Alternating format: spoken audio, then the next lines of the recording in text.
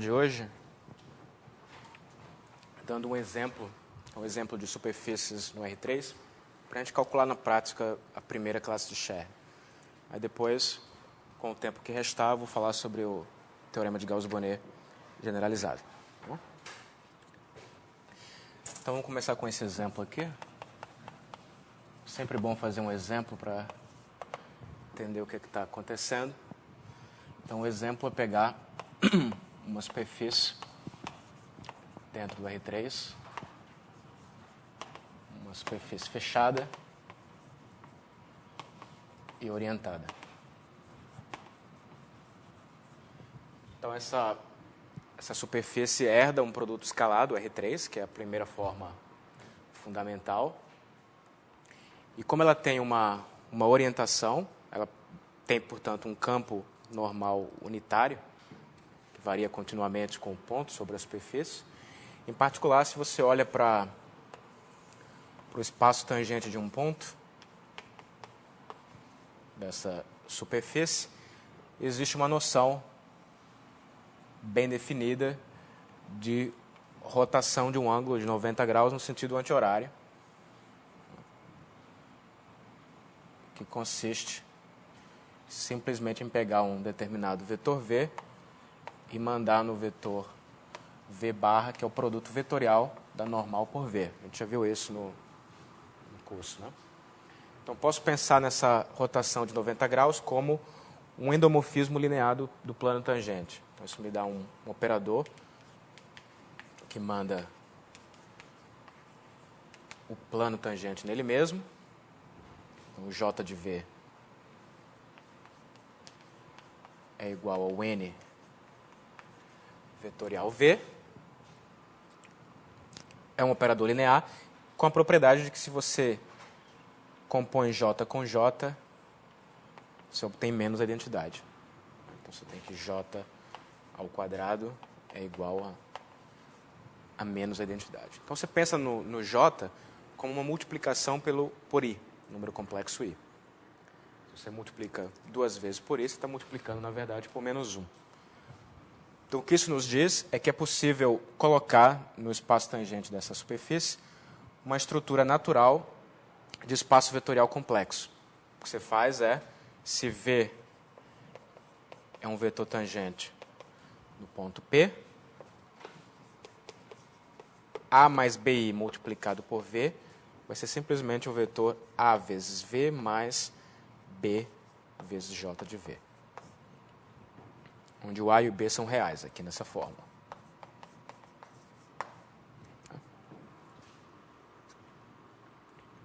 E é fácil verificar que isso torna, então, o plano tangente um espaço vetorial complexo de dimensão complexa 1. Certo? A gente está falando de uma superfície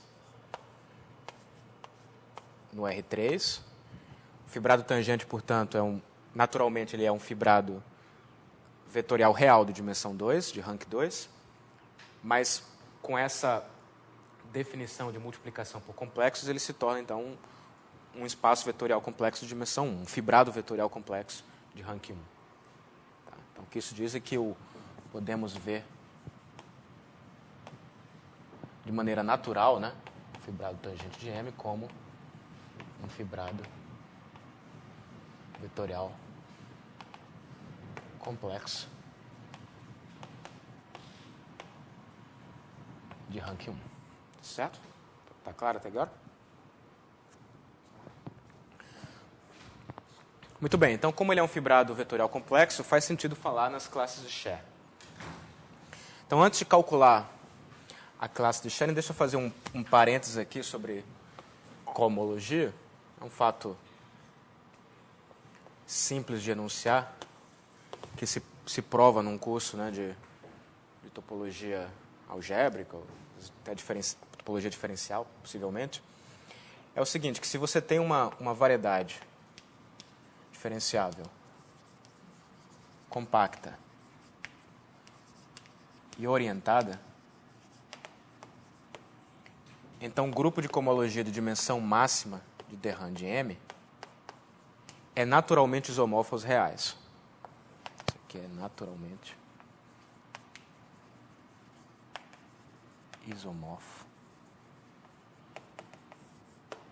Então, qual é o isomorfismo natural? O que você faz é o seguinte. Vou definir, então, uma transformação lambda, que vai pegar uma classe de homologia de grau máximo na variedade e vai me retornar um número real. A definição é muito simples. Uma classe de homologia possui um representante, ômega, que é uma forma diferencial fechada na variedade. E se você quer transformar isso aqui num número, o que você pode fazer?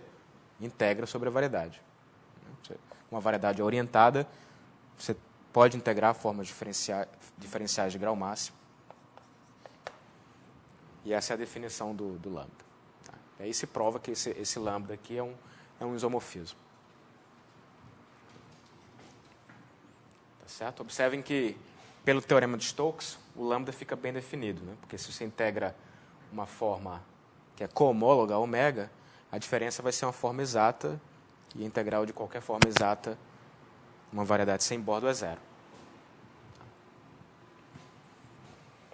Muito bem. Esse é um caso particular de uma coisa mais geral que tem a ver com a chamada dualidade de Poincare. Mas, enfim, então, quando eu falar de uma classe de cohomologia de grau máximo, né, eu posso usar esse isomorfismo para dizer que a classe é um número real. E eu quero dizer justamente isso daqui. Muito bem. Então, a gente descobriu que, naturalmente, o fibrado tangente de uma superfície no R3 pode ser visto como um fibrado complexo de rank 1. E aí eu posso, portanto, olhar para a primeira classe de Chern desse fibrado. Certo? Ok? Bom, a primeira classe de Chern é obtida olhando para o traço, né, da matriz. Mas, nesse caso, o rank é 1. Então, o rank é 1, a matriz é 1 por 1. Bom, isso aqui é um polinômio de grau 1, agindo sobre a forma de curvatura, que são formas de grau 2. Portanto, isso é um elemento da cohomologia de grau 2 da base. E a gente provou na aula passada que essa classe de cohomologia é real, né? A pergunta é como calcular esse objeto aqui, certo? Bom, para calcular uma classe de Chern, a maneira que a gente aprendeu no curso é usando conexões. Como a superfície está no R3, a gente tem a conexão usual, né, que é a conexão induzida, pega dois campos tangentes à superfície e retorna projeção tangente da derivação usual. Então, essa é a conexão induzida. Só que antes de usar essa conexão induzida para calcular a primeira classe de Chern, eu preciso checar uma propriedade. Que propriedade é essa? Que é complexa, que ela é C linear. A gente já viu aqui que ela é R linear. Mas eu acabei de mudar a estrutura. Então, tem que checar que essa conexão é compatível com a multiplicação por números complexos. Isso é equivalente a mostrar que a derivada do j de y com respeito a um campo x é igual a j da derivada do y. Certo? Isso aqui vai implicar que a conexão é C linear. Bom, mas aí existem várias maneiras de fazer. Uma delas é usar direto a fórmula. Né? Você vai checar a derivada. Por definição, o j de y é o produto vetorial da normal pelo y. Mas isso aqui é a projeção tangente da derivada usual.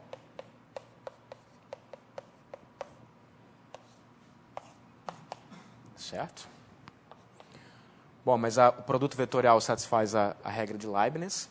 Então, você vai ter a derivada de n com respeito a x vetorial y, mais n vetorial a derivada de y em projeção tangente. E aí, o que eu posso falar sobre isso aqui? O que eu posso falar sobre a derivada da normal com respeito a x? Isso a gente viu na primeira parte do curso. Isso é sempre um vetor tangente. Certo? Então, como o plano tem dimensão 2, o produto vetorial de dois vetores tangentes é sempre perpendicular ao plano. Portanto, esse primeiro vetor aqui tem projeção tangente igual a zero. Certo? Esse cara aqui é tangente à superfície. Então a gente fica com o último, né? Fico só com esse pedaço aqui. Bom, mas aqui a derivada usual tem uma componente tangente, que é a conexão induzida, e tem uma componente normal. Mas a componente normal desaparece porque eu estou fazendo o produto vetorial por n. Então eu fico só com conexão induzida. E isso é justamente a definição do...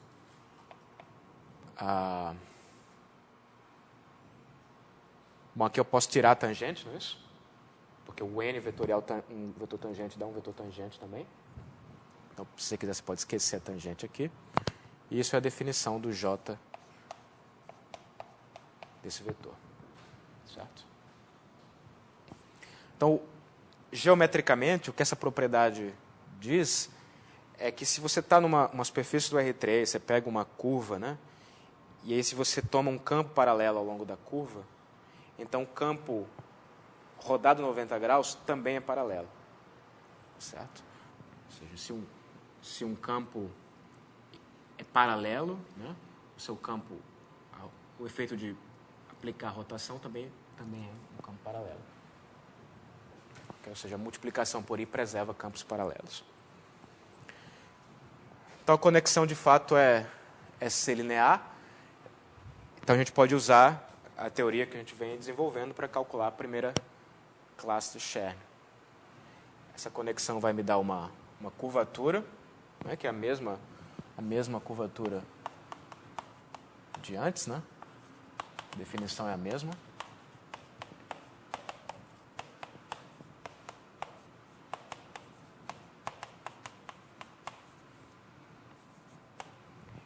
E aí a gente pode usar referenciais. Então, como a gente está numa superfície, é natural pegar um referencial local ortonormal, positivo, se você quiser. E1, E2. Mas esse é um referencial do fibrado tangente sobre os reais. Então, a gente quer um referencial sobre os complexos. Então, por exemplo, eu posso pegar só o E2. Então, vamos pegar o referencial E2. Isso aqui é um referencial local do fibrado tangente sobre os complexos. Certo? Então, você observa então que a forma de curvatura, quando você usa esse referencial, ela é definida assim. Você pega dois campos tangentes à superfície, aplica isso a uma seção, no caso é a seção do referencial. Isso aqui vai ser produto de algum número complexo por E2. E esse número complexo te dá a forma de curvatura. Certo? Isso aqui é o produto complexo, né? Então a pergunta é quem é esse objeto aqui. Certo? Mas aí não é muito difícil fazer essa conta, porque, em primeiro lugar, isso é uma forma diferencial de grau 2 numa superfície de dimensão 2. Então, ela tem que ser um múltiplo da forma de área. Então, em particular, é suficiente checar o valor que ω assume na base E1 e E2. A gente tem o seguinte. Como ela é uma forma de grau máximo, né? Ω tem que ser igual ao ω de E1, E2 vezes a forma de área.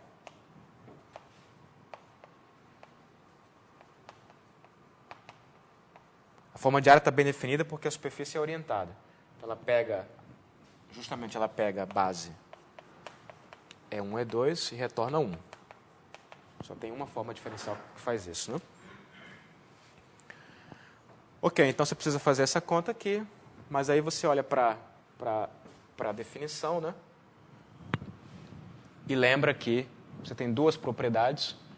Primeiro, que o R de E1, E2, E1, isso aqui é a curvatura de Gauss. Essa conta a gente fez. Mas também vale que o R de E1 E2, E2 interno, E2 é igual a 0. Eu não sei se eu cheguei a fazer esse tipo de conta aqui, mas isso segue de uma propriedade geral da curvatura fibrado tangente, que ela é antissimétrica nessas duas últimas variáveis.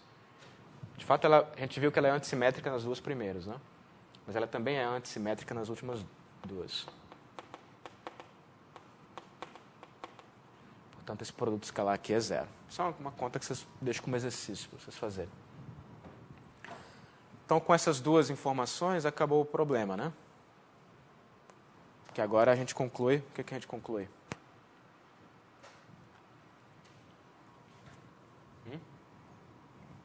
Quanto é que é o ômega?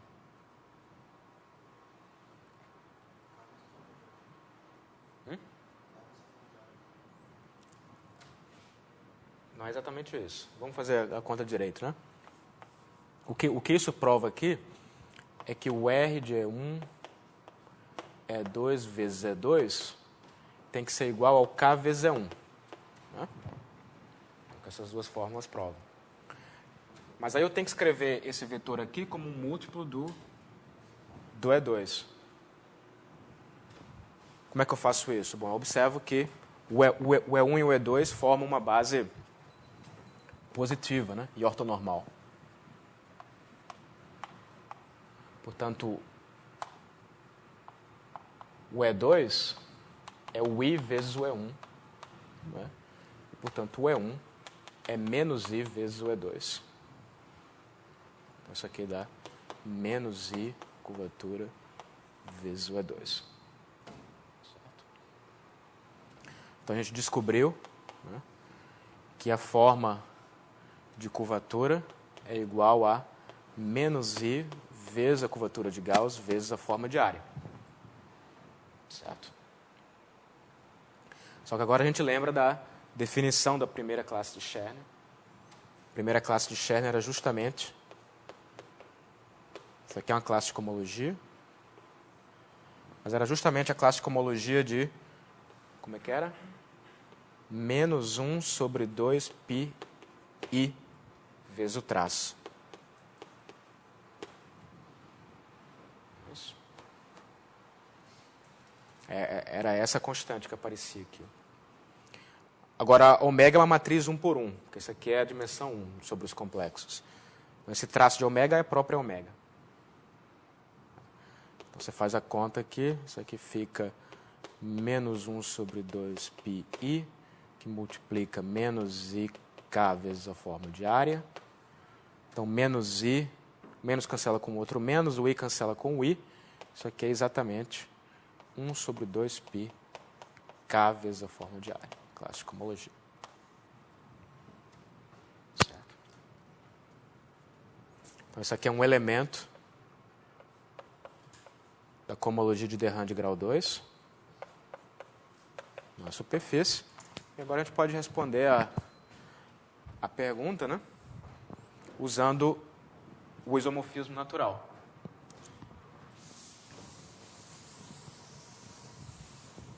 Então a gente concluiu que a primeira classe de Scherner do fibrado tangente, visto como fibrado complexo, é a classe de cohomologia de 1 sobre 2 π K dA, né? Mas pelo isomorfismo natural, que sempre acontece, né, nas formas de grau máximo, na cohomologia de grau máximo, isso aqui é identificado com a integral.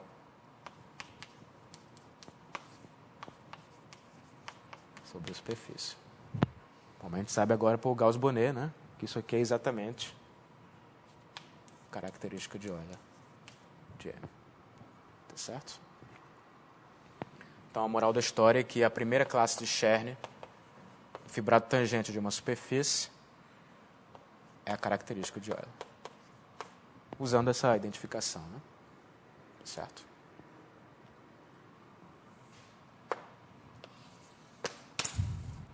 Então, um exemplo prático para vocês entenderem um pouquinho do que está acontecendo.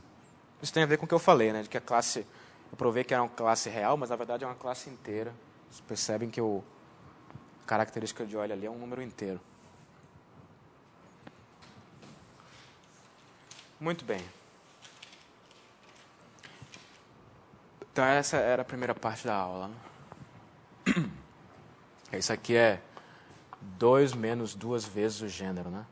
Então isso significa que a característica de Euler, tangente da esfera é 2, do tangente do toro é 0 e assim por diante.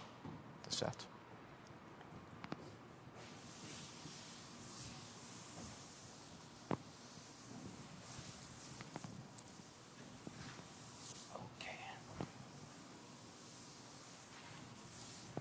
Essas classes de Chern aparecem muito em física, né? Não sei se vocês já chegaram a ouvir falar das chamadas variedades de Calabi-Yau, né? Que são variedades que aparecem em teoria das cordas, que supostamente supostamente o universo teria 10 dimensões, são 3 do espaço, uma do tempo, 4, né?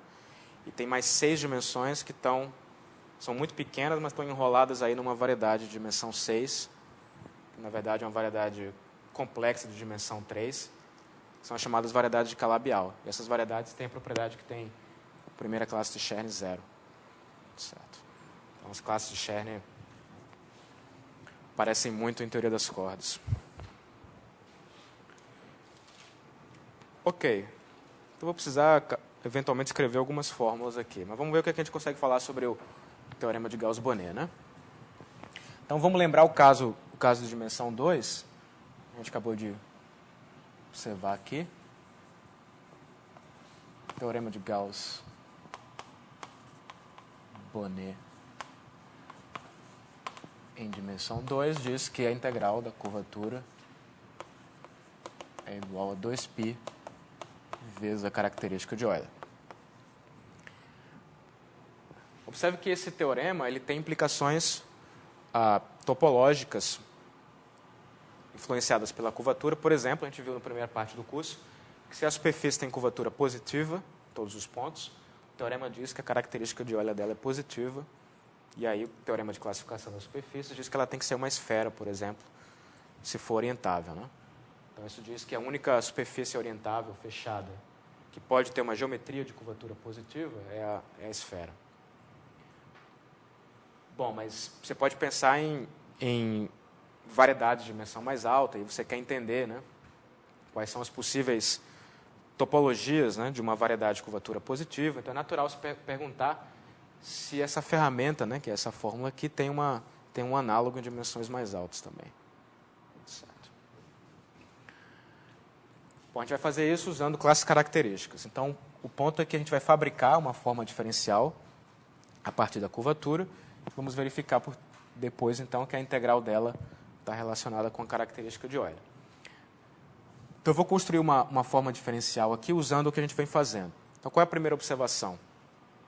Sobre que tipo de variedade é possível ter uma fórmula como essa? Dimensão par, né? Porque as formas que a gente vem construindo são sempre formas diferenciais de grau par. São polinômios em cima da forma de curvatura, que é uma forma de grau 2. Então, não faz sentido olhar para variedade de dimensão ímpar. Então, a gente vai olhar sempre vai olhar para a variedade de dimensão par, 2n, diferenciável.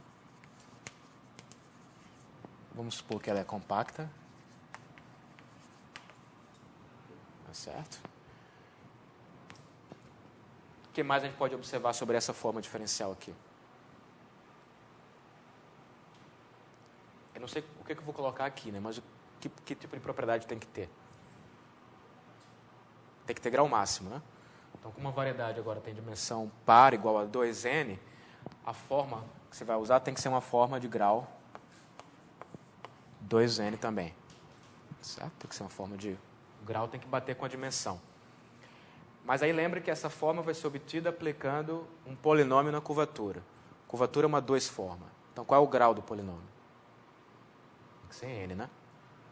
Então, a pergunta é, a gente tem que usar algum polinômio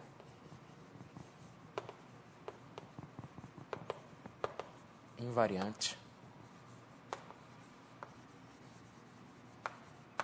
de grau n, certo?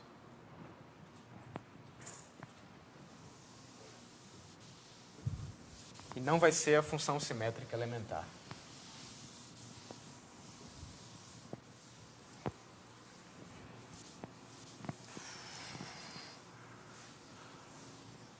Bom, a gente tem uma pista, né, de como deveria ser em dimensão 2. Porque em dimensão 2, o que você pode fazer é o seguinte, né, você tem um... Deixa eu ver como é que eu vou explicar isso aqui. Em dimensão 2, aqui eu vou estar falando do fibrado tangente, tá? Tem uma versão do Gauss-Bonnet para um fibrado qualquer, e se der eu comento um pouquinho, mas a gente vai se concentrar no exemplo do fibrado tangente. Então, em dimensão 2, isso aqui é só uma observação, quando você olha para a forma de curvatura, isso aqui vai ser uma forma 2x2, né? E se você pega, então, uma conexão métrica, você primeiro coloca um produto escalar no fibrado tangente, ou seja, coloca uma métrica riemanniana na superfície, depois pega uma conexão compatível com essa métrica. O que a gente sabe sobre essa forma aqui? Que ela é antissimétrica, né? Então você vai ter um 0 aqui, um 0 aqui. Aqui é o ômega, como é que é? 1, 2, né? Aqui é menos ômega 1, 2. Tá certo? Mas se você aproveita a conta que a gente fez aqui, dá para aproveitar essa conta aqui? Você lembra que aqui a gente está usando a notação real, né? Então, se você pega... A minha pergunta é quem é o ômega 1, 2?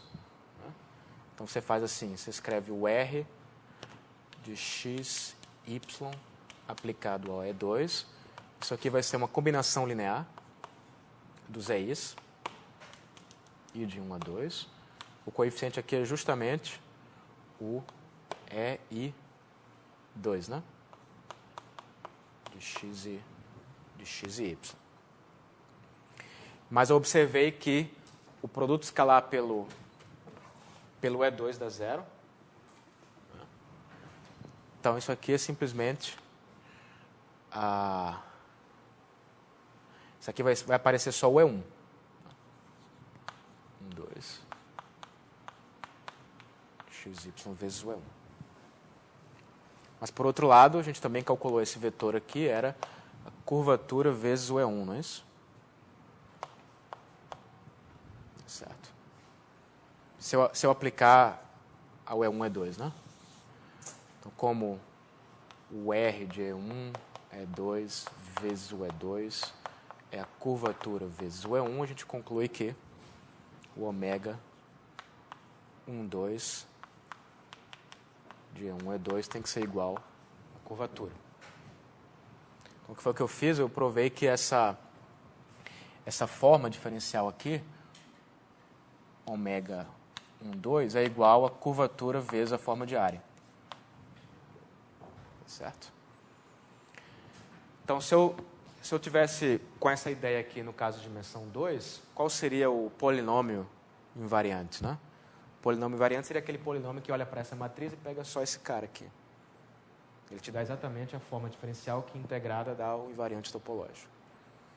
Então, tem que ser algum polinômio que generalize isso. No caso de uma matriz antissimétrica 2x2, olha para essa primeira coordenada. E existe um polinômio que faz isso, que é chamado de Pfaffiana. Já ouviu falar? Tem uma expressão um pouquinho complicada, mas a ideia é a seguinte. Se restringe a matrizes antissimétricas. Se você calcula a observação, se você calcula o determinante de uma matriz antissimétrica 2x2, bom, isso aqui é A ao quadrado. Né? Claro que o determinante de uma matriz antissimétrica 3x3 é 0. Né? Porque ela tem... é ímpar, né? Uma forma... Como é antissimétrica, o determinante de uma matriz antissimétrica ímpar, né? De lado ímpar aqui tem que ser 0. Agora, se você calcula o determinante de uma matriz simétrica 4x4, Opa, só para não estar com a notação errada aqui. Aqui eu botei o C aqui. Aqui é o D.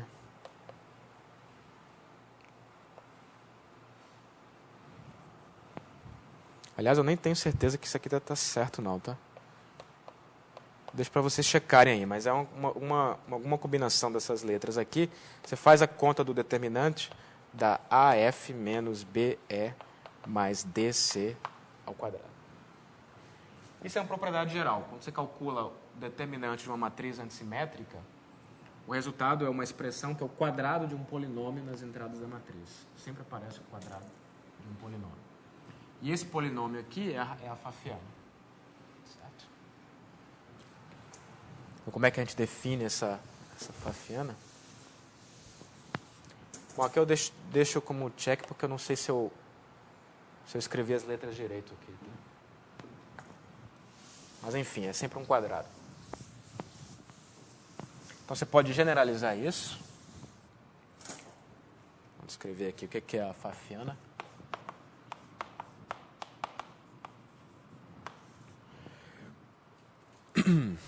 Você pega uma matriz antissimétrica A,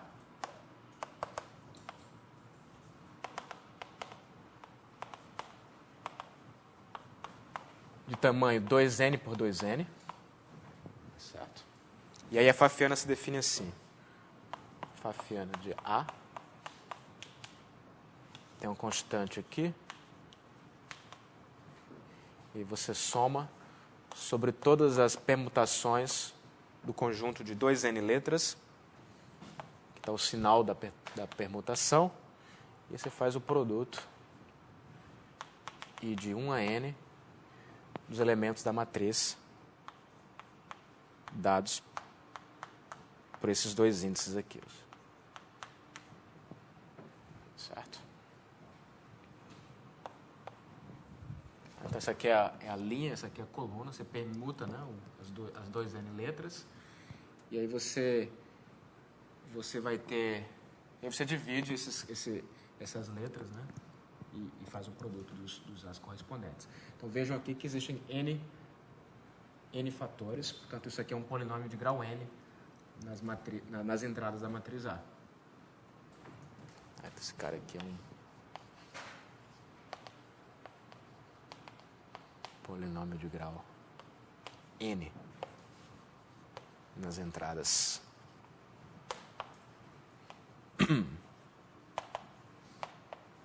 da matriz A. E aí você observa que no caso, por exemplo, dessa matriz aqui, o polinômio vai ser o A, que vai ser essa primeira entrada. No segundo caso também. Então essa Pfaffiana, ela tem algumas propriedades.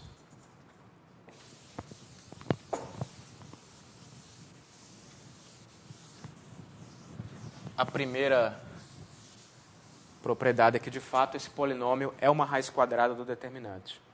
Ou seja, propriedades.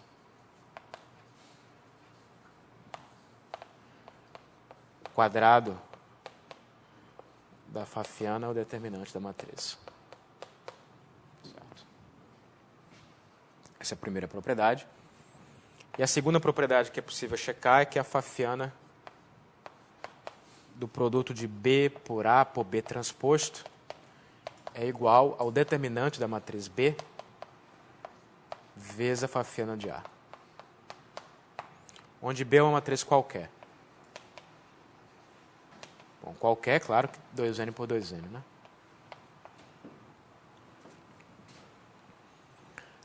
Muito bem. Então, essa propriedade aqui lembra um pouco aquela questão da invariância por semelhança. Mas não é exatamente o que a gente tinha escrito, porque aqui aparece um B transposto e aqui aparece o determinante de B. Mas a observação é que... Qual a observação?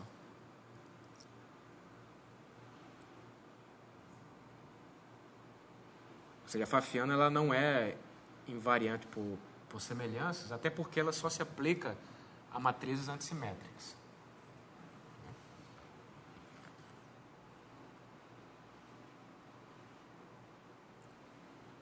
Mas em que sentido isso aqui é uma propriedade de invariância?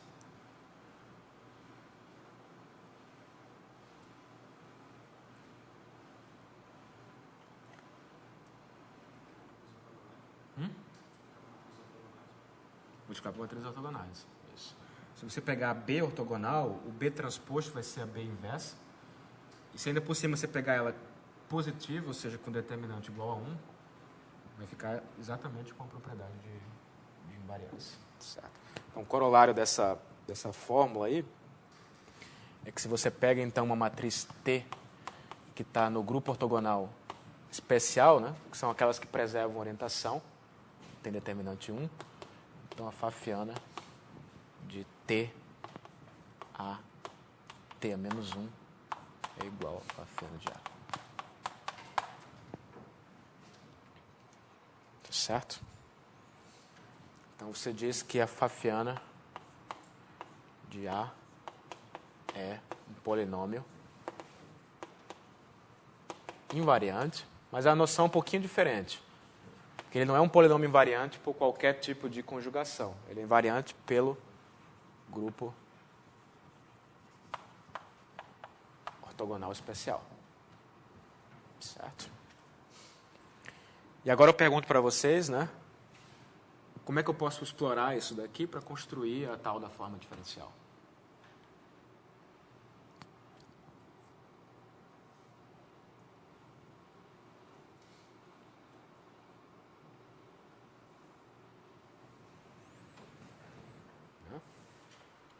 Quer dizer, na teoria que a gente desenvolveu, a gente observava que num fibrado geral, né, as formas de curvatura sempre diferem por uma conjugação, uma matriz invertível.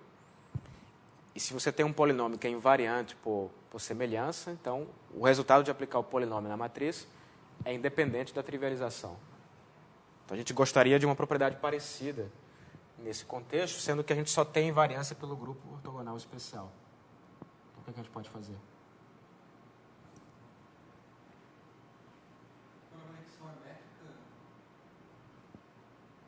Isso. Colocar uma métrica. Porque se você coloca uma métrica no fibrado, faz sentido falar em referencial ortonormal. E você sempre pode trivializar o fibrado por referenciais ortonormais. Aí quando você passa de uma para outra, você está passando por uma matriz do grupo ortogonal especial. Certo? Então, para fazer a teoria funcionar aqui, você tem que colocar essa estrutura a mais que é a métrica. Então, o que você faz é, dado um fibrado vetorial,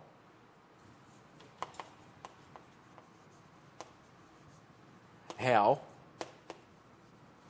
π. Aqui eu estou dando a definição geral, porque eu estou considerando um fibrado qualquer, de rank 2n, né? E aí eu coloco uma métrica em E.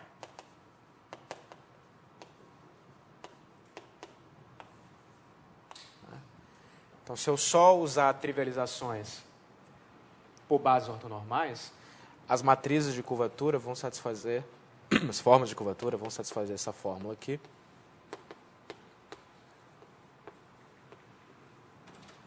Onde o G alfa beta, a função de transição, agora vai tomar valores no grupo ortogonal. Falta um elemento aqui, né? Falta uma observação aqui. Para que isso aconteça, eu preciso supor mais uma hipótese sobre o fibrado. Tem que ser orientável, isso. Escolher uma orientação.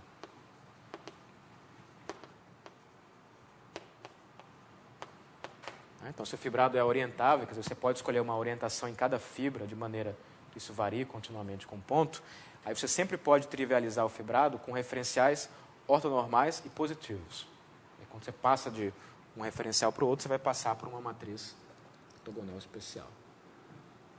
Então, só observar que isso aqui está usando trivializações por referenciais ortonormais e positivos.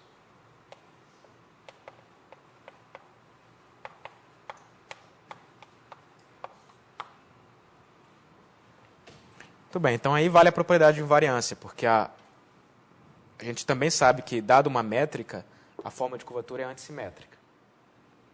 Mais essa propriedade de invariância, a gente conclui que a fafiana da ômega alfa vai ser igual à fafiana da ômega beta. Isso significa que a fafiana da ômega vai fazer sentido global.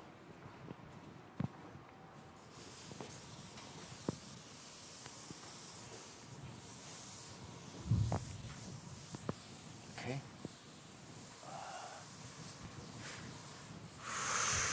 Então, aquela relação implica que a fafiana de ômega alfa é igual à fafiana de ômega beta. A observação é que isso faz sentido, pois essas formas são antissimétricas. Né?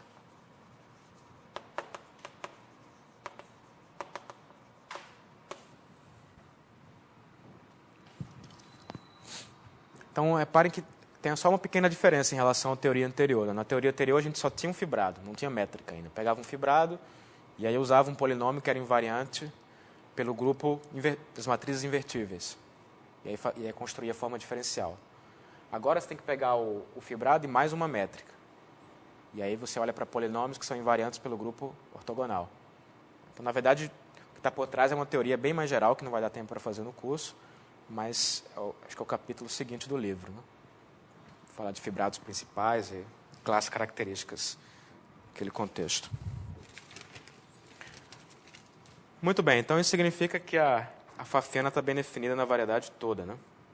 Então, isso vai implicar que a fafiana de ômega está bem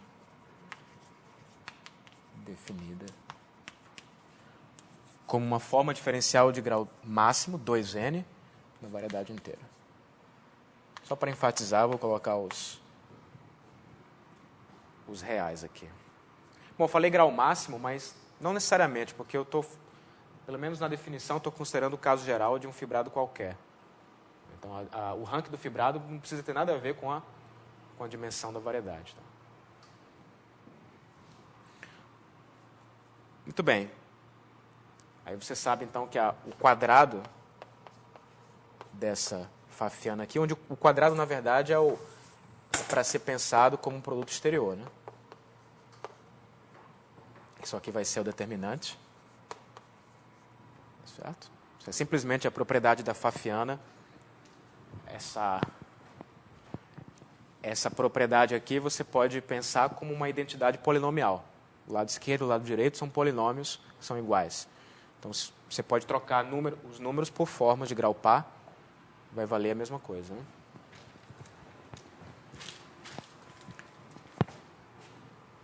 Tá certo? Você pode checar que ela é uma forma fechada.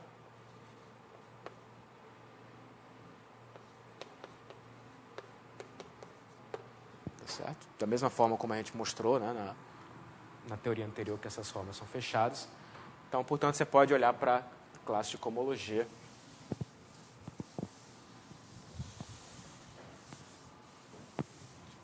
Parece uma constante aí.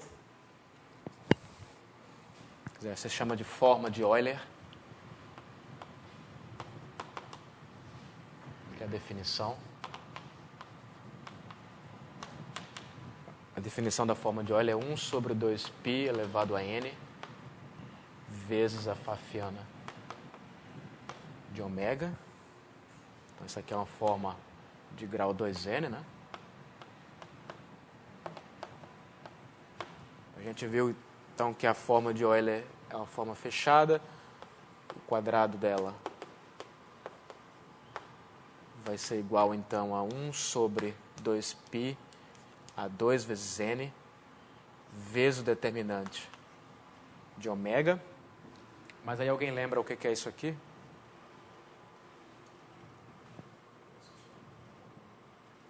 Classe de Chern não, porque a gente está falando de fibrados reais, né? É uma classe de Pontryagin. Que o determinante ele é a última função simétrica elementar, né? Aqui você tem que ter só um cuidado com o grau do polinômio, né? Porque a gente está falando de um fibrado que tem rank 2n. O fibrado tem rank 2n. Então, o determinante é um polinômio de grau 2n, que aplicado à forma de curvatura dá um elemento de grau 4n. Então, isso aqui justamente é se você passar a classe de cohomologia, você define então a classe de Euler.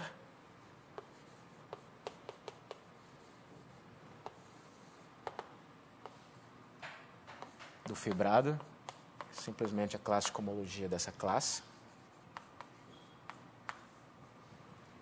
E aí, de maneira parecida com o que a gente fez antes, você prova que isso aqui não depende nem da métrica, nem da conexão. Isso aqui vai ser um elemento da classe de cohomologia de grau 2n, DRAM. Na variedade, observa que isso aqui não depende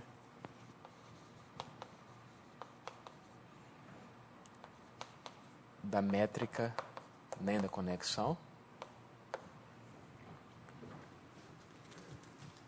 A ideia é parecida, né? Porque você tem duas conexões que são métricas com respeito a métricas diferentes. Quando você faz a combinação linear, que a soma dos coeficientes é 1, ela vai ser métrica com respeito à combinação linear das métricas. E que o quadrado dela é justamente a classe de Pontryagin, Pn de E. Só lembrar aqui que a classe de Pontryagin era definida assim, né? Isso aqui é a classe de Pontryagin, classe de cohomologia de sigma 2k, né? Aqui era 1 sobre 2π elevado a 2k. Então aqui a gente tem 2n, né? O determinante é justamente o sigma 2n de ômega. Então isso é estudar a classe de Pontryagin. Tá certo?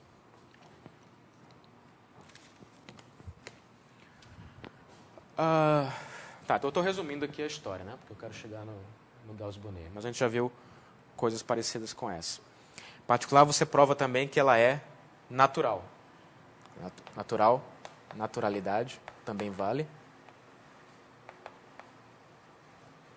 Significa que se você tem uma aplicação diferenciável entre duas variedades, então tem um fibrado sobre a M, né? Então a classe de Euler do fibrado pullback é o pullback da classe de Euler. Certo. Então a gente alcançou o nosso objetivo. Dado uma variedade diferenciável de dimensão par e orientada, a gente consegue construir uma forma diferencial de grau máximo. Voltando agora para o caso do espaço tangente. Então, o que a gente fez foi que você tem uma M, a variedade diferenciável, compacta, 2n, né? Compacta e orientada. Então, eu posso considerar o fibrado E, que é simplesmente o fibrado tangente. No caso particular. Então, isso aqui vai ser um fibrado vetorial real de rank 2n. Então, eu posso aplicar a Pfaffiana uma vez que eu escolher uma métrica riemanniana aqui, né? Que no fundo, quando eu passar para a classe de cohomologia, não vai depender da métrica. Então, depois de passado para a classe de cohomologia, a gente construiu, portanto, essa classe de Euler do fibrado tangente, que é uma classe de cohomologia de grau máximo.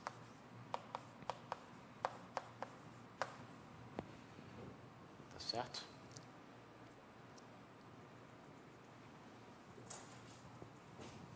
Uma pergunta tem?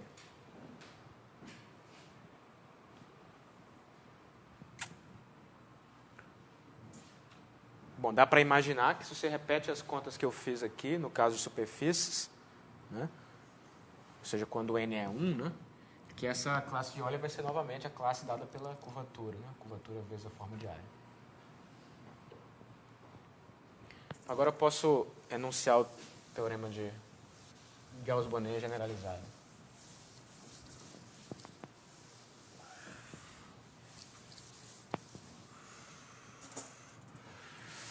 Deixa eu ver como é que eu vou escrever isso. Então, isso aqui é o teorema de Gauss-Bonnet. Às vezes chamado de teorema de Gauss-Bonnet-Chern, porque o Chern deu uma prova intrínseca para o teorema pela primeira vez, nos anos 40. E vou enunciar aqui no caso particular do fibrado tangente. Então, o que ele diz é, bom, seja M2N, uma variedade compacta,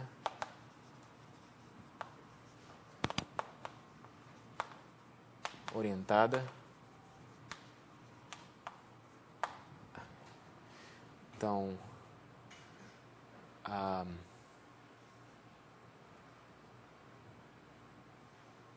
dado uma métrica riemanniana,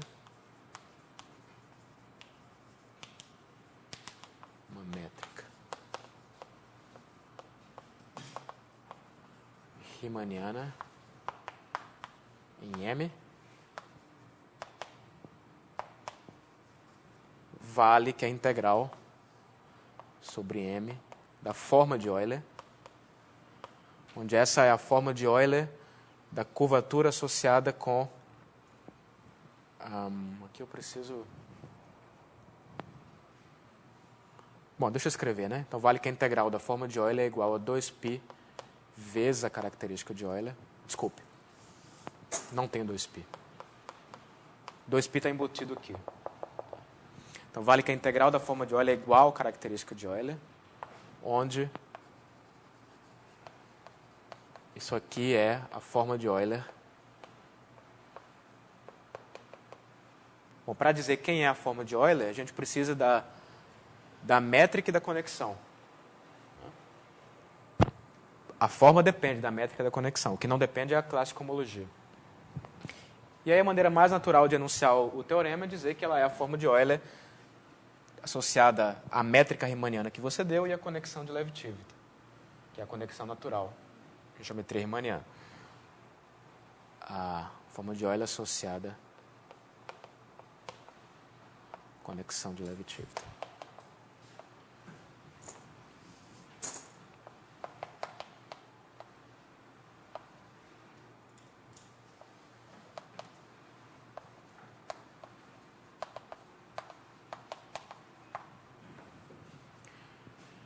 Bom, mas na verdade o enunciado é um enunciado de cohomologia, né? Porque a integral de uma forma de grau máximo não depende do representante que você escolhe na classe de cohomologia. Então, para provar o teorema, eu posso escolher uma outra métrica, uma outra conexão e fazer a mesma conta. Certo? Em particular, dá para enunciar o teorema de maneira invariante, né?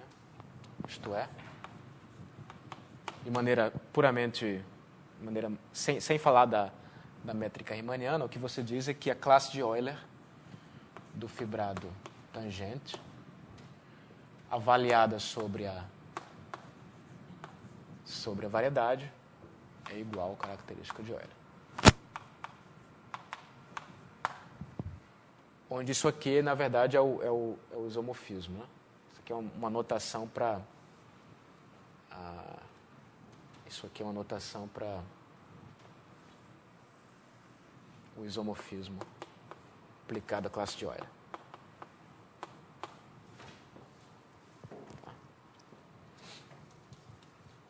A notação é intuitiva, né? Que você está pegando, você vai pegar um representante da classe e vai integrar sobre a variedade. Isso dá a característica de Euler.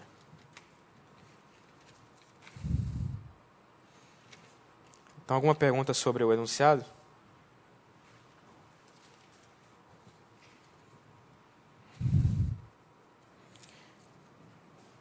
Então, vou tentar dar uma ideia da prova, tá certo?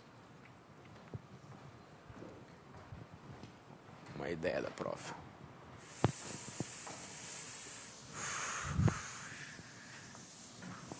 Primeiro eu vou provar um lema que vai ilustrar. Esse lema vai ilustrar por a estratégia da prova, né? Então o lema diz o seguinte, não precisa se chamar de lema, chamar de proposição. Isso aqui tem interesse independente. Então, mais geralmente, se você tem um fibrado real, vetorial real, orientado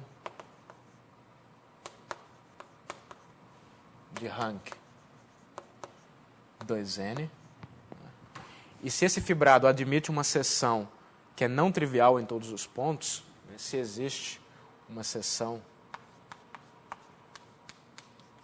do fibrado E, tal que S de x é diferente de zero para todo x, então isso implica que a classe de Euler do fibrado é zero. Certo?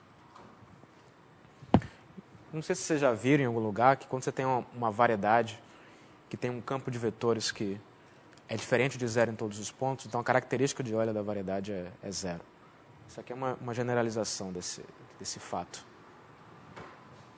E a prova é simples, né? Tudo é uma questão de você escolher a conexão certa. Tá? Então, vamos supor então que a gente tem essa seção, né, que é não trivial em todos os pontos. Então, para analisar a classe de Euler, eu preciso escolher uma métrica e uma conexão compatível com a métrica. Então, você escolhe uma métrica qualquer, pega uma métrica em E, qualquer.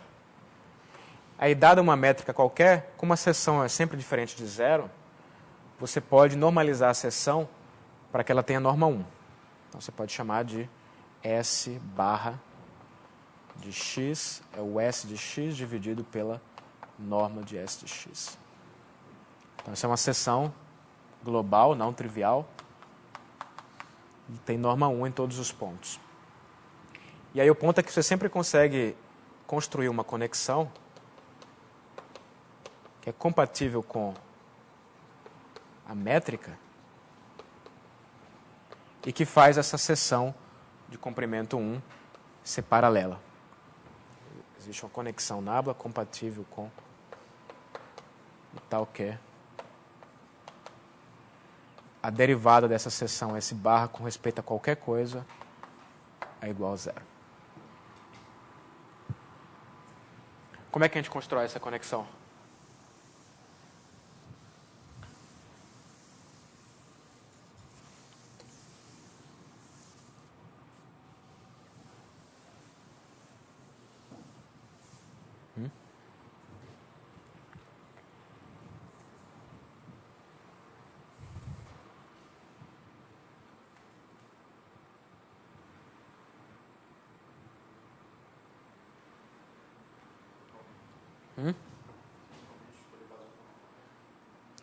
Quer dizer, qual é a construção básica? Né? Vou fazer só uma vez, porque a gente vai usar isso direto no resto da aula aqui.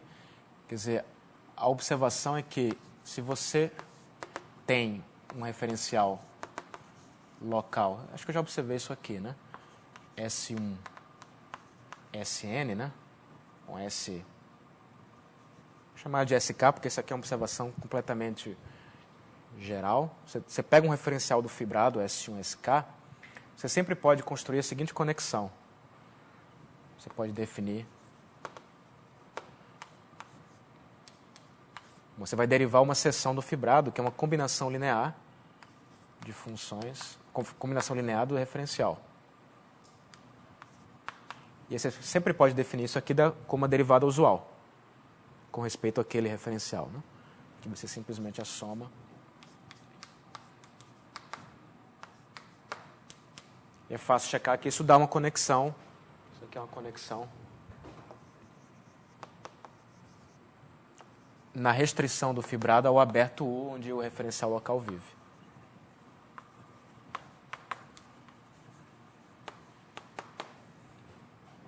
Certo? Então, essa construção é bastante geral. E a minha pergunta é, então, quanto é que é a derivada do SE? Bom, pela fórmula, se você escolhe as funções constantes, derivada dá zero. Então, essa conexão aqui, ela satisfaz a propriedade que a derivada do SI com respeito a x é zero. Para todo i e para todo x. Tá certo? Isso é como a derivada usual no RN. Os vetores canônicos são paralelos. Né? Você está só trazendo isso para a variedade.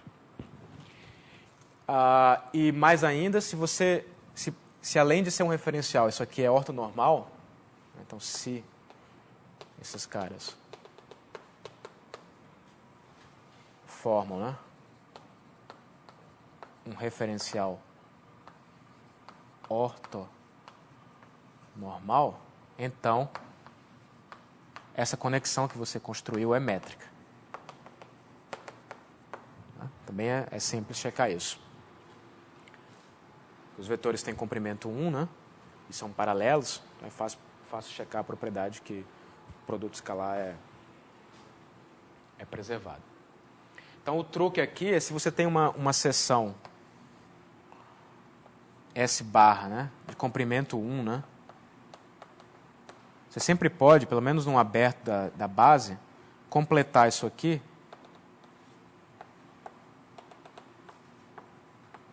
num referencial ortonormal positivo do fibrado. De tal maneira que o S1 é igual ao S bar.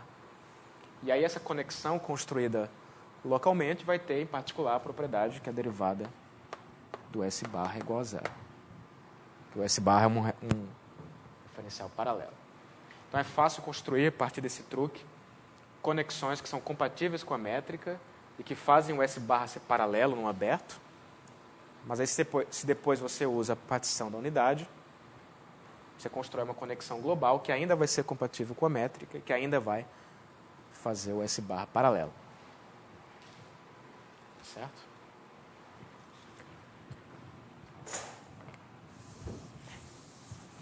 Ok, então se você pega uma conexão que faz isso, você escolhe um referencial, então. Pega um referencial local, ortonormal, positivo. Aí pega o referencial de tal maneira que primeira seção é o S barra. S2N.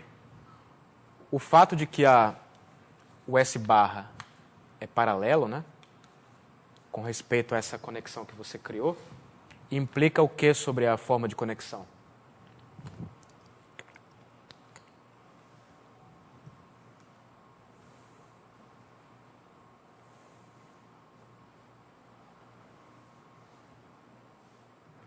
Observem que o S2 e o S2N não precisam mais ser paralelos, né? Só uma observação. Eles eram paralelos na conexão local. Mas uma vez que você fez a partição da unidade, eles deixam de ser. O S barra continua, né? Porque o S barra está definido globalmente. Então você sempre pega as conexões tais que o mesmo S barra é sempre paralelo. Portanto, essa propriedade vale. E o que é que você pode falar então sobre a matriz da forma de conexão? Vai ter coluna nula. Essa coluna todinha aqui primeiro vai ser nula. Né?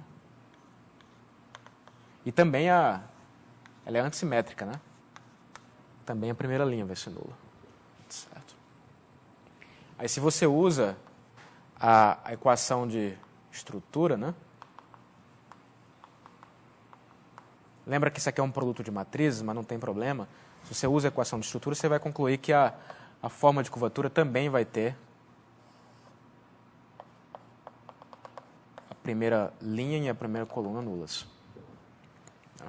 E aí, quando você usa a definição da Pfaffiana, isso aqui dá zero, que a Pfaffiana era um produto, né? Cada parcela era um produto de elementos na matriz, mas é fácil ver que vai sempre ter um que está ou na primeira linha ou na primeira coluna de cada parcela. Certo? Era um produto assim, né? Era o A sigma de 1, sigma de 2 vezes o A, sigma de 3, tarará, até o A, 2n menos 1, 2n. Então, isso aqui é uma permutação. Sempre vai ter um elemento aqui em que ou a linha é 1 ou a coluna é 1. Como é? Também é, porque o fafeno ao quadrado é o determinante, né?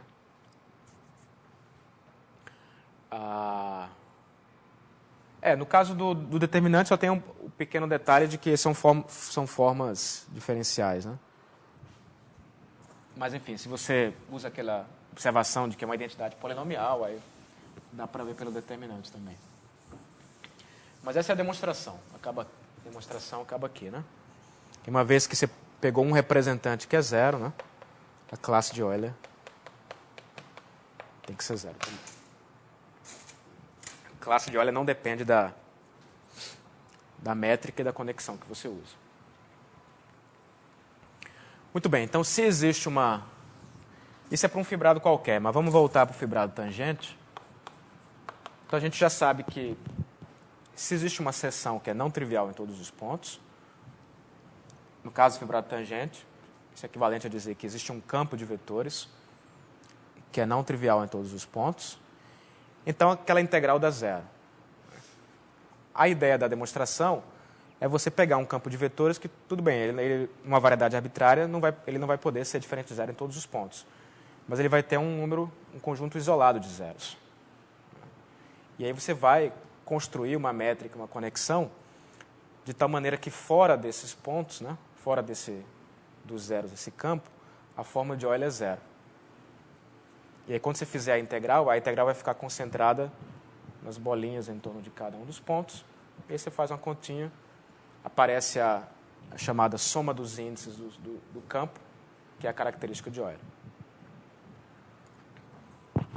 Vamos dar uma ideia disso aqui, no tempo que falta. Então a ideia é você... Bom, a ideia da prova, isso aqui é só um esboço.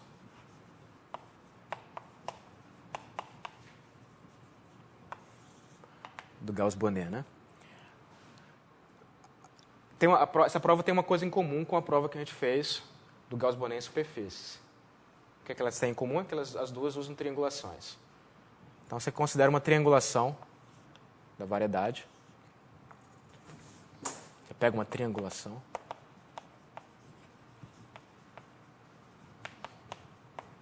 De M, né? Esse triângulo agora ele é 2n dimensional, é o que a gente chama de simplexo, né? É o conjunto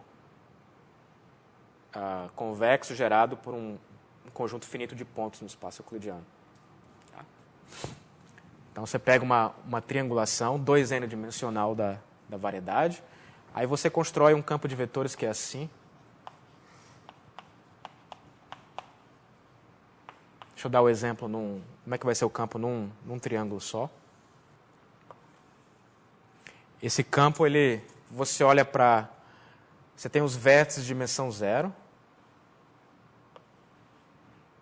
Aí depois você tem os simplexos de dimensão 1. Aí em cada simplexo você pega o baricentro. Depois você tem um simplexo de dimensão 2, eu desenho o baricentro aqui também. E assim por diante. Você faz com todos os simplexos das dimensões. Aí você liga esses caras aqui. Isso dá uma subdivisão da triangulação original, que também é uma triangulação. Essa é a chamada subdivisão baricêntrica.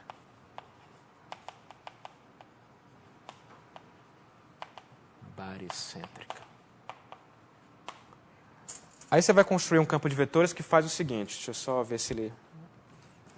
O campo de vetores, cada vértice de dimensão zero, essa é a dimensão menor possível, né, a dimensão zero.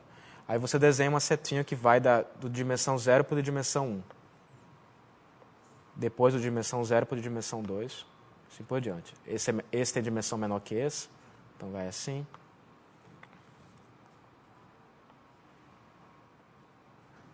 Certo? os vértices, os baricentros vão ser os zeros do campo. Os únicos zeros do campo. Aí depois você pega, esse aqui é um baricentro de um simplexo de dimensão 1, esse aqui é o baricentro de um simplexo de dimensão 2. Então você desenha a seta indo do menor para o maior. Sempre do menor para o maior. Aqui também é menor para o maior. Certo? E aí você imagina que você estende isso para um campo, né? Dá para estender isso aqui para um campo. De maneira... Aqui também tem uma setinha, né?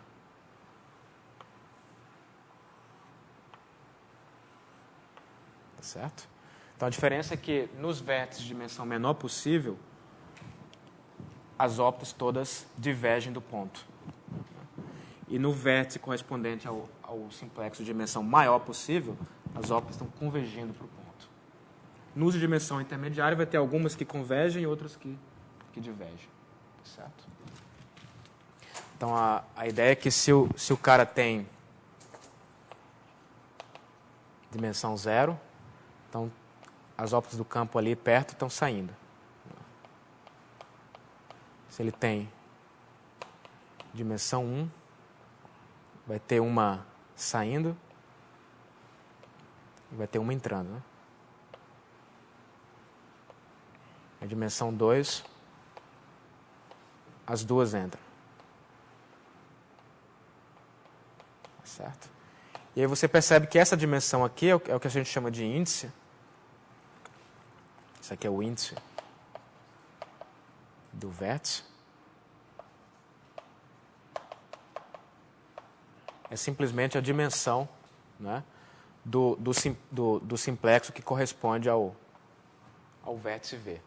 E aqui nessa linguagem aqui do campo de vetores, o índice é simplesmente a dimensão do espaço das direções que estão convergindo para o ponto. Então aqui não tem nenhuma que converge, aqui tem exatamente uma, né?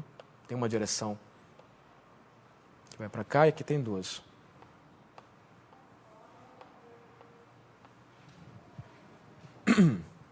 Então esse é o índice do campo de vetores. E aí se generaliza para a dimensão maior, né? O índice é a dimensão do espaço que converge para o ponto P. E que coincide com a dimensão do simplexo correspondente. E aí você observa que se você soma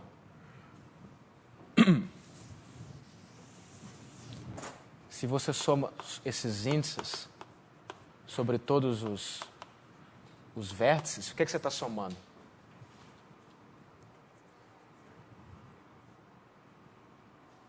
O que é isso aqui? Você sabe a definição da característica de Euler, né? Usando triangulações. A gente já usou isso no curso, né? A característica de Euler é a soma alternada do número de faces idimensionais. Pega o número de vértices menos o número de arestas, mais o número de faces, e assim por diante, se a dimensão for mais alta. É exatamente o que está acontecendo aqui. Né? Porque os vértices que correspondem a índice 0 são exatamente os vértices de dimensão 0. Os de índice 1 correspondem aos vértices do simplexo de dimensão 1. E assim por diante. Isso aqui é exatamente igual à soma alternada de NI, onde o NI é o número de simplexos idimensionais. Isso aqui dá característica de Euler. Tá certo?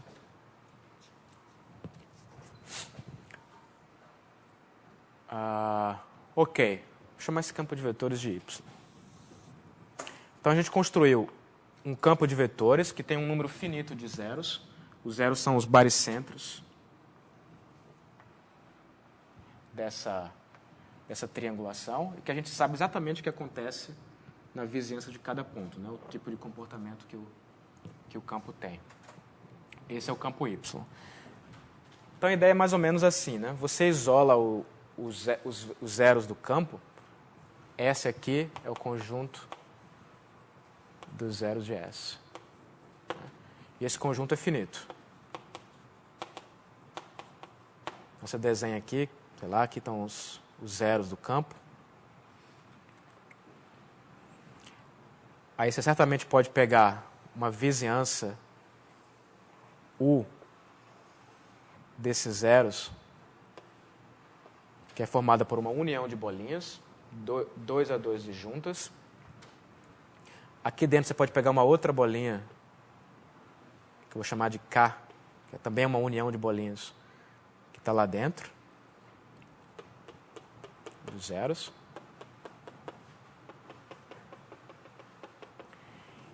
E aí você pega uma função φ, que vai ser uma função de corte, que vai ser 1 aqui na vizinhança do ponto e vai ser 0 fora. Pega φ, uma função na variedade toda, que é igual a 1 em alguma vizinhança do conjunto dos zeros e que tem suporte contido no K.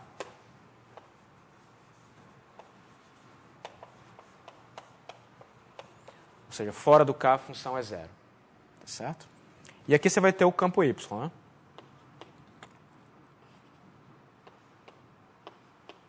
Bom, o campo Y, fora dessas vizinhanças, ele nunca se anula. Então, eu posso aplicar aquele truque. Eu posso dividir pela norma, vou ficar com um campo que tem norma 1. E aí eu posso escolher uma conexão que faz ele ficar paralelo. O truque é sempre escolher a conexão certa. Então, a ideia é que eu vou construir a conexão fora do K, depois eu escolho a conexão dentro das bolinhas e faço uma partição da unidade. Então, fora do K, eu vou pegar uma conexão que faz o Y ser paralelo. O Y bar, né?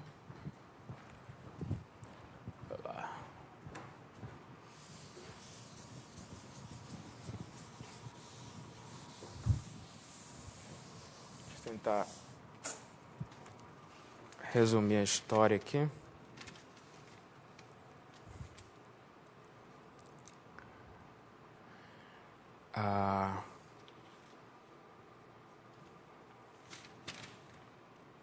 Deixa eu ver a minha anotação aqui.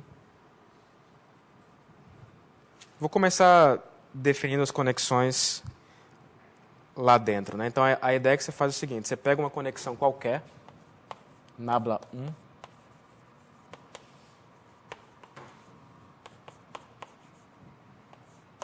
o U é uma vizinhança do conjunto dos zeros. Então, para escolher essa conexão, você pode pegar um referencial.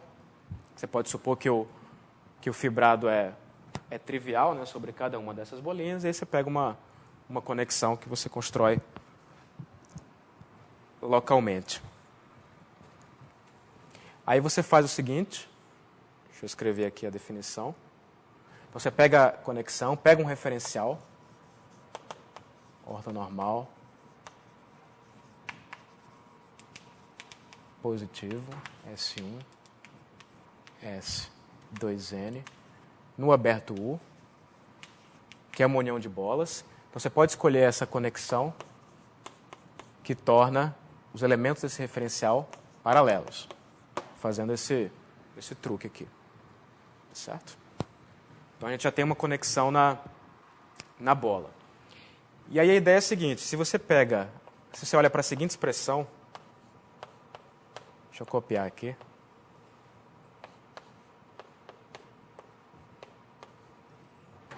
Depois eu vou fazer uma correção aqui. Mas se você olha para a seguinte expressão, lembrando que o Y barra é o Y dividido pela norma.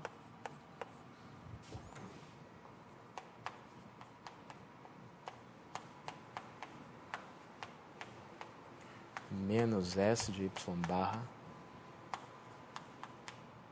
Que é Y barra, né?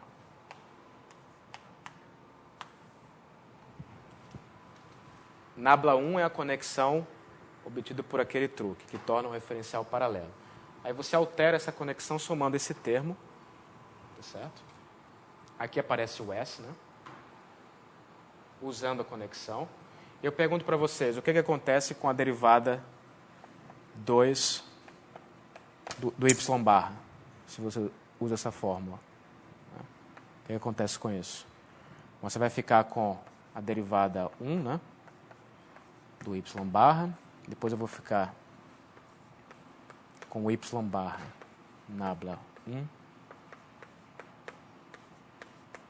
menos y barra. Eu pergunto para vocês quanto que dá isso daí.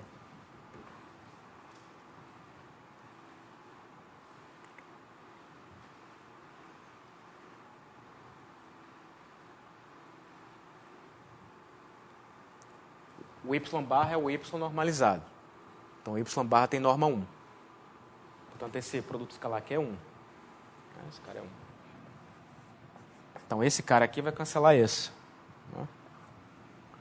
Sobra esse termo aqui, que está... E esse termo aqui, o que você pode falar?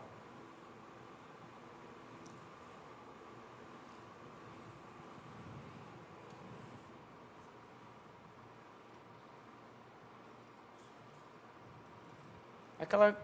A gente usou, né, milhões de vezes ao longo do curso, né? Como o y barra é unitário e a conexão é métrica, isso aqui dá zero, né? Você passa para cá com o sinal contrário. Então, esse termo aqui é zero.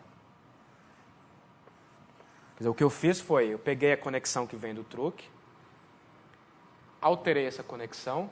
É fácil ver que isso aqui é uma conexão também, que ela também é métrica. Isso é uma conta. Mas agora essa nova conexão tornou o y barra paralelo. Pergunto para vocês, tem ainda uma coisa que está errada. O que é? O que ainda preciso corrigir aí? Qual é o problema dessa fórmula?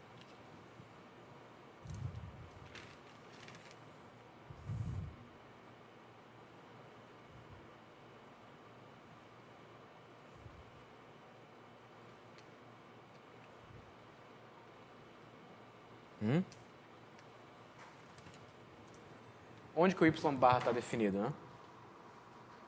Ele só está definido fora dos zeros. Certo? Isso aqui só está bem definido fora de S. Então, essa conexão nabla 2 não pode ser estendida para os zeros de S. Então, o que é que eu faço para corrigir? Eu boto a função corte lá. 1 menos φ. Certo? Porque aí φ na vizinhança dos zeros vai ser igual a 1. Então, perto do zero não tem problema, porque isso aqui tudo desaparece. Eu fico com nabla 2 igual a nabla 1. Ok. Então, deixa eu tentar resumir a história, né? A gente construiu uma conexão nabla 2 que tem as seguintes propriedades. Nabla 2 é igual a nabla 1, uma vizinhança de S. E a gente também tem a propriedade que fora do K, fora daquelas bolinhas menores ali, a função φ é igual a zero, né? Então, como a função φ é igual a zero, a gente fica com a expressão que eu tinha analisado aqui, e essa expressão a gente viu que torna o y barra paralelo. Certo? Isso aqui só vale se o φ for zero, né? Então, fora de K, essa conexão nabla 2 faz o y barra ser paralelo. E agora o que você faz? Bom, fora de K, o y barra era não trivial. Então, posso usar aquele truque e construir uma conexão nabla 3, uma conexão no complementar de K, que faz o y barra ser paralelo. Lembrem que essa conexão só está definida no U, né? A nabla 2 está definida em U. Então, agora eu tenho uma conexão que está definida no U, tenho outra que está definida no complementar do K, e eu posso fazer partição da unidade. Então, você aplica partição da unidade, define uma conexão. A unidade aqui é subordinada à cobertura UM-K, né? Subordinada a essa cobertura aqui. Então, você vai ter uma psi e um menos psi. Então, vai ser psi vezes nabla 2, mais 1 menos psi vezes nabla 3. Então, a gente já alcançou o objetivo inicial, que era construir uma conexão em toda a variedade. E essa conexão em toda a variedade tem a propriedade que fora do K,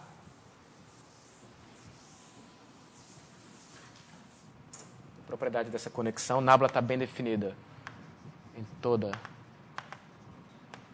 a variedade, e satisfaz que fora do K, a derivada do y bar é zero. Por quê? Porque isso é verdade tanto para nabla 2 como para nabla 3. Né? Nabla 3 faz o y bar ser zero. E a nabla 2, se você está fora do K, também faz o y bar ser zero. Só que agora a conexão está definida em todo lugar. Aí você pode pegar a forma de Euler dela, né? Ela é conexão métrica e tudo mais. E por causa dessa propriedade, a gente tem que a forma de Euler vai ser zero fora do K. Pelo lema anterior. Certo? Bom, nosso objetivo era integrar essa forma de Euler na variedade inteira. Mas como ela é zero fora de K, né? Na verdade isso aqui consiste só em somar as integrais nessas bolinhas menores aqui. Se esse é o cara que corresponde ao vértice V, eu vou chamar isso aqui de KV. E você fica com a integral da forma de Euler em cada bolinha que corresponde aos vértices do K. Tá certo? Muito bem. Alguma dúvida até aí? Vou tentar terminar em 5 minutos, só para dar uma ideia aqui. Eu tinha umas contas para fazer, mas eu vou tentar resumir. Então, a ideia agora é calcular a Pfaffiana dessa forma. Tá certo? Eu teria que fazer algumas contas. Mas talvez eu vou só dar o resultado final.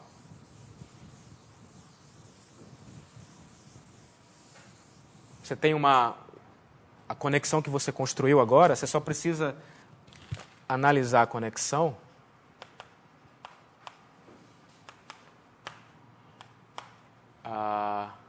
analisar, quer dizer, né? Não, né?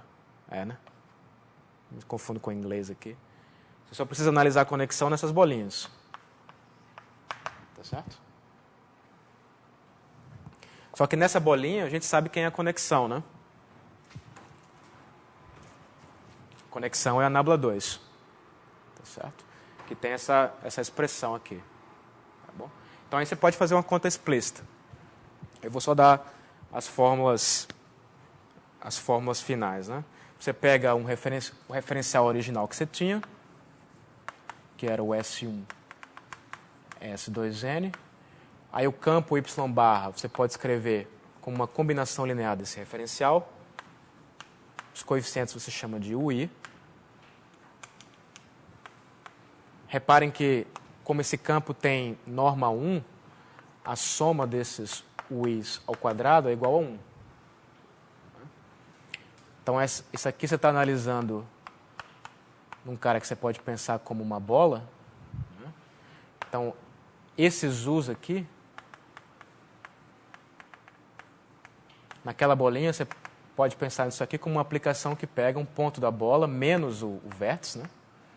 E manda na esfera de dimensão 2n menos U. Certo? Você tá só pensa num campo de vetores, numa vizinhança da origem, de norma 1, mas ele só é zero na origem. Né? Então você pode pegar os coeficientes dele e pensar nisso como sendo uma função que toma valores na esfera. Só isso que eu estou fazendo. Bom, aí você faz as contas, você descobre que que a forma de conexão tem uma expressão explícita, usando esses coeficientes, é só colocar na fórmula.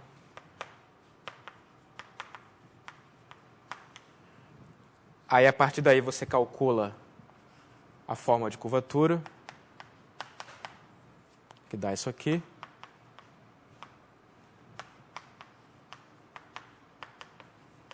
Usando a equação de estrutura, né? Dj menos... Essa prova é um pouquinho diferente da que está no livro. E aí, você obteve a forma de curvatura, você tem que calcular a Pfaffiana, certo?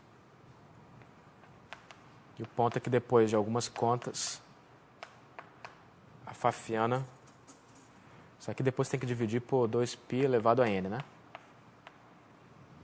Vai dar exatamente uma constante universal vezes 1 menos φ ao quadrado à potência n menos 1, dividido pelo volume da esfera.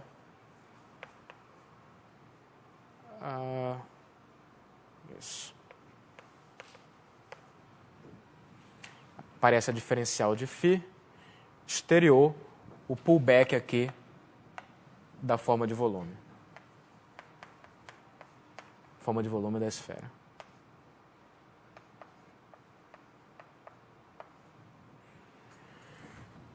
Aí, finalmente, depois de todas essas contas, você integra. Quero chegar no final aqui, tá? Então, deixa eu só dizer que você escreve a Pfaffiana dessa maneira aqui, né? Aí você vai... A ideia é aplicar o teorema de Stokes. Então, você escolhe um... Você vai escrever a Pfaffiana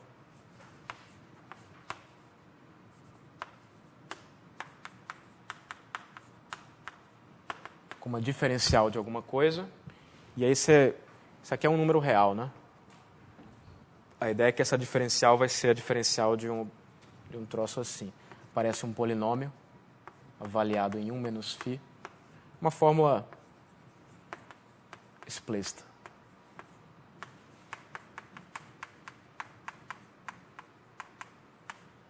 Esse polinômio aqui é o polinômio que satisfaz a seguinte equação diferencial. É o polinômio que você precisa fazer para pegar a primitiva daquilo dali, né?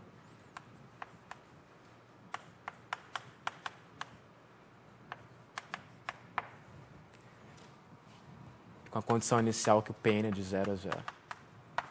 Enfim, finalmente agora você integra isso.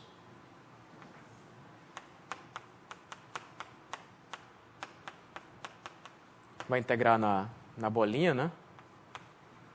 E aí você usa o teorema de Stokes.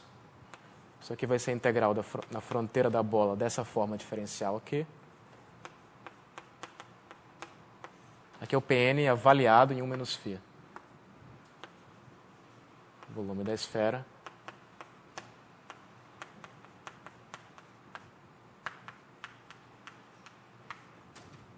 Só que essa era a bolinha que era o K, né? Então, na fronteira da bola, φ é 0. Certo? Então, como a φ é 0, isso aqui é uma constante que é o Pn avaliado em 1.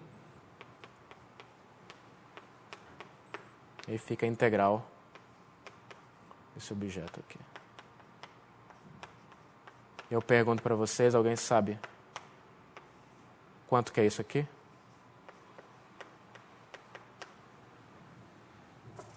Essa integral aqui.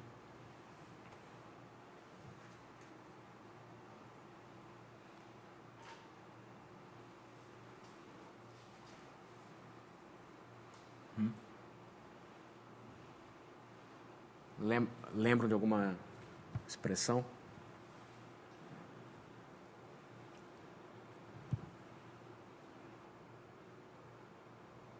Vocês viram integração, né? De formas diferenciais. Então, o que é isso aqui? Essa parte aqui, né? Lembra disso, né?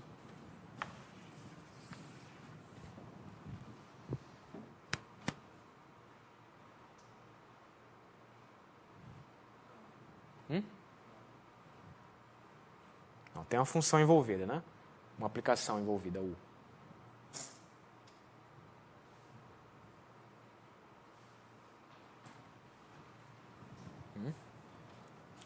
Deixa eu escrever uma notação um pouquinho diferente.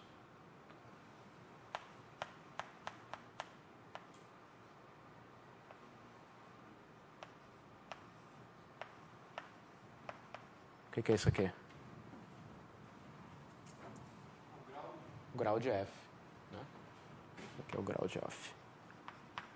O de F é uma aplicação de M em N. E ômega é uma forma de grau máximo aqui, né? Exatamente o grau. A mesma coisa aqui.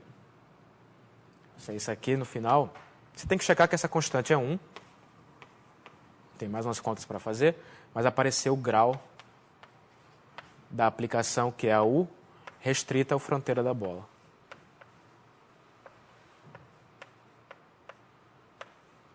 Certo. Essa U aqui. Então, no final, depois que você integra a forma de Euler, fora das bolinhas dá zero, em cada bolinha o resultado dá esse grau. Né? Mas agora você lembra quem que é essa U, né? A U são as coordenadas do campo y bar no referencial. Aí você observa que, se o campo for assim,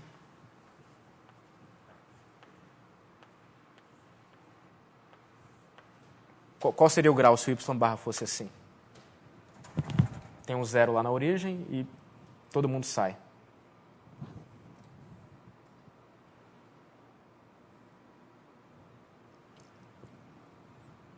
Quando você restringe a fronteira da bola, que aplicação fica aqui?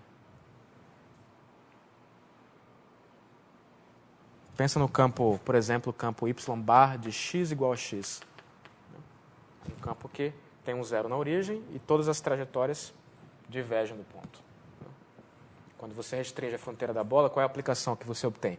É a aplicação de identidade, que tem grau 1. Então, nesse caso, o grau é 1.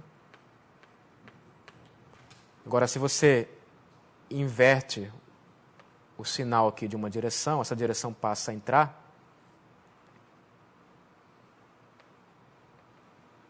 Certo?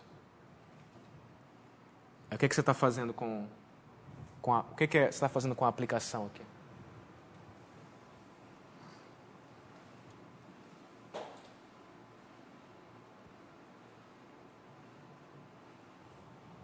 Você está trocando o sinal de uma variável. Você está compondo com uma reflexão. E aí o grau passa a ser menos 1. Aí a próxima vai ter grau 1, a seguinte vai ter grau menos 1, a coisa vai ser alternada. Quando você fizer a soma de todos esses graus, o que é que vai dar? Característica de Euler. Certo? Então, no final das contas, a integral da classe de Euler sobre variedade toda é a soma das integrais em cada bolinha. Mas isso aqui você avalia exatamente a soma dos índices. Isso aqui é a característica de Euler. Certo? Então, desculpem aí que não deu para fazer as contas, mas queria só dar uma ideia da demonstração. Tá certo? Uma pergunta?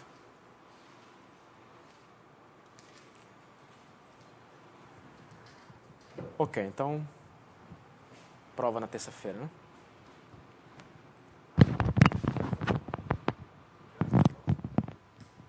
A prova, teoricamente, na hora da aula, mas tem algum jogo, alguma coisa assim? É o jogo que você está...